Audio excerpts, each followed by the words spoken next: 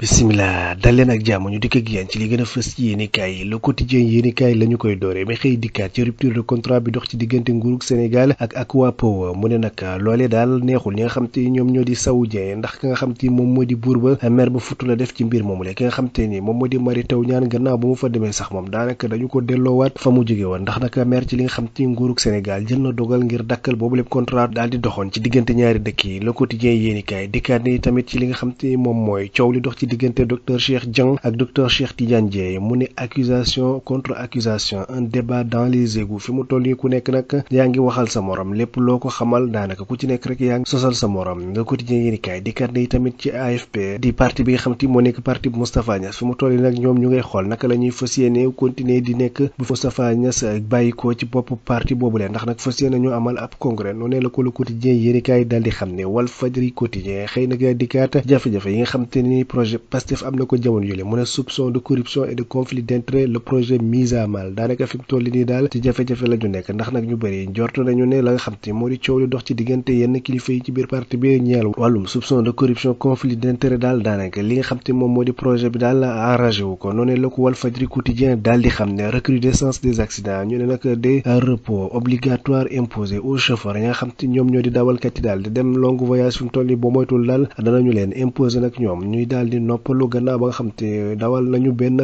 diir bi noonu la ko journal bi xam ne Les Échos yéenekaay nañu aéroport international Léopold Sédar Senghor un syndicat dénonce le carnage financier foofee nag bu moytul ne la nga xam te noonu la fa kilifay nekkoon doon doxale daal am na ay jafe-jafe yu métti yoo xam ne am na fa rawati nag ci wàllum xaalis jàpp nañ ne am na ay koppar yoo xam te dañu ko fa luubal ba tax na am na ay syndicalistes yoo xam ne jóg nañu nag ngir dénoncer lu ni mel ngir nag bëgg ñu indi saafara ci mbir moomu la waaye tamit Les Échos yéenekaay wax ci wàllum institut pour la transparence des pêches lu jëm ci wàllum napp gi mu ne le Sénégal révoqué de son statut de pays engagé réewum Sénégal daanaka dañu ko jëlal li nga xam te moom moo nekk statut ba nga xamante yoroon na ko ci mbir moomu la noonu la ko Les Échos yéenekaay daal di xamle L'Observateur yéenekaay xëy tamit dikkaat ci coow li nga xam te moo dox ci diggante docteur Cheikh Tidiane Dièye ak docteur Cheikh Dieng mu ne jubal jubbanti les premières fissures mu ne nag la nga xam te moo nekk gravissime décollage en accusation qui chahute la rupture li nga xam te daal fi mu toll nii moo nekk ay tuuma yoo xamante ni daanaka mënees na ni mooy indi jafe-jafe ci li nga xam te ay ne mooy coppite gi nga xam te ni kilifa yi woote nañu ko fi ONAS Cheikh Dieng le temps des prolongations mu ne nag on est dans une situation ambiguë un peu confuse et ce qui nous attend c'est un effet de clarification la nga xam te moom moo ñuy xaar jamono jile daal mooy ñu daal di leeral coow li nga xam te dox na ci diggante docteur Cheikh Dieng ak docteur Cheikh Tidiane Dièye ñu xam na ku ci nekk lan moo nekk sa wàll ci mbir moomu la ku ci nekk ana lan nga ci def ak lan nga ci defut noonu la ko journal bi daal di xam ne 24 heures yéenekaay nañu nag lu jëm ci wàllum accident yi nga xam te ni am na ci biir réewum Sénégal mu ne nag limé démasqué la nga xam te ni daal moom mooy taxawaayu nit ñi la tax nag l'accident yi gën a méttiloo ci biir réewum Sénégal la ñi nga xam te ñoom ñoo di askan wi ñoom am nañ ci part de responsabilité noonu la ko journal bi di 24 heures yéenekaay daal di xam ne ba tax nag mu dikkaat ci def ci ab jàngat bu yaatu la xam te moo nekk taxawaayu chauffeur si ak ñi nga xam te ñoom ñoo nekk yenn kilifa yi ci biir réewum Sénégal Le Peuple quotidien nañu nag viré de l'ENA le DG sortant solde ses comptes nga xam te moom moo nekkoon directeur général boobu ENA moom nag ñu daal di koy dàq moom nag mu ngay wax lépp loo xamante metti na ko la nga xam te ñoom ñu nekk ci primature yàq na leen lu mel ni xamee waaye tamit la nga xam te moo nekk service Ilimani Diori ji Ousmane Sonko moom itamit mer ba futtu la def jagleel leen ko bés bi yéenekaay nañu Sonko et son impossible déclaration de politique générale mu ne dribble politique gagnant la nga xam te ni daal fi mu toll ni jàpp nañ ko mooy kii di Ousmane Sonko boo moytul du def li nga xam te moo nekk déclaration de politique générale mu ne comment le président et le premier ministre jouent à l'usure avec Benno la nga xam te noonu la ñu fas yéene taxawee ngir nag ñi nga xam te ñoom ñoo di waa Benno Bokk Yaakaar dem ba sonn wala itamit ñu dem ba tàyyi ci la nga xam te moo nekk xaar ba ñuy xaar ngeen ñu def lii di déclaration de politique générale Amadou Ba ca Pastef ne ñu nag si l'urgence n'est pas déclaré le conseil à 30 jours à le temps de la transmission au président mu ne nag dañu nekk ci 45 jours minimum avec la dissolution Benno ne verra pas l'ombre du premier ministre bu fekkente ni tas nañu li nga xam te ni moom moo di assemblée nationale ñi nga xam te ñoom ñoo di waa Benno Bokk Yaakaar nag boo moytuwul ki nga xam te ni Ilimani jëwriñ ji la duñu ko gis ci lu ñeel wàllum déclaration de politique générale noonu la ko journal bi daal di xam ne dikkaat ci mbir moomu le waaye tamit journal bi di Rewmi Quotidien moom dikkaat na ci li nga xam te ni moom moo di accident yu métti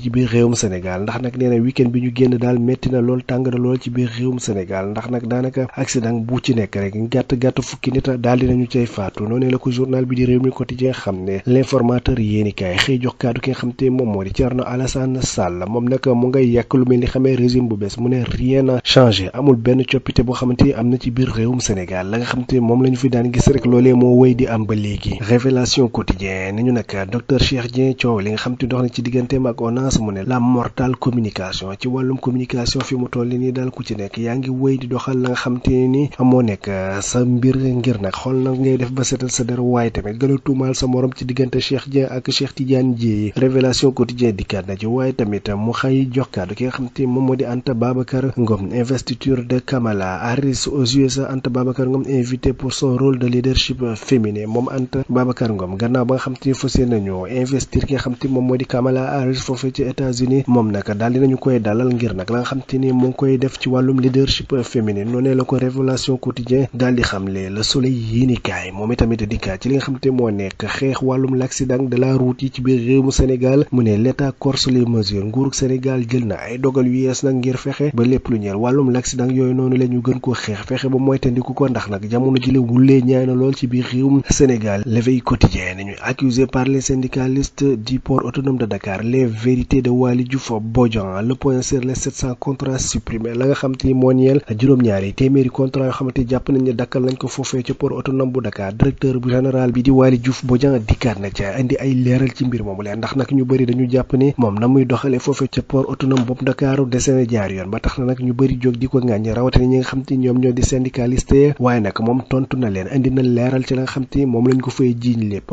démissionnaire de l'APR Doudou Ka écarte tout ralliement politique nga xam te moom moo di Doudou Ka te démissionné ci parti bi di APR ñu bëri njort nag ni moom dafa bëggoon a dem ci beneenu parti moom daal dina koy weddi nee na amul fenn foo xam te am na xemmemteefu daal di fay dem transhumé fa wala tamit beneen parti boo xam te ni am na xemmemteefu dem bokk fa noonee la ko xamle yor quotidien nañu jubal jubbanti en marche au port autonome de Dakar les allégations mensongères de l'intersyndicale mise à nu ki nga xam te moom moo di Waly Diouf Bodian di directeur général bu port autonome bu Dakar daal ñu ko tuumal yëpp daal dina koy teggi ngir nag wax la nga xam te moo nekk dëgg-dëgg jafe-jafe yi nga xam te am na foofee ci port autonome bu Dakar rawatina nag la nga xam te moom moo di contrat yi nga xam te dañu ko dakkal mu doxoon ci diggante yenn liggéeykat ak la nga xam te moom moo di kër googule toll woon ci juróom-ñaar téeméeri contrat ana lan moo tax ñu dakkal ko waaye tamit ana lan moo di jafe-jafe yi nga xam te am na ci kër googule yor quotidien dikkaat na ci na mu gën a yaatoo waaye tamit l'info quotidien xëy nañu lu ñeel wàllum recomposition politique conquête du pouvoir parti socialiste face à son destin xëy fësal ci xët bu njëkk Aminata Mbengue Ndiaye di njiital parti socialiste nag ñoom ndax danañu mën a takkuwaat ba dëgër newaat temm ngir daal di xeex jëliwaat li nga xam te moom moo di pouvoir bi loole nag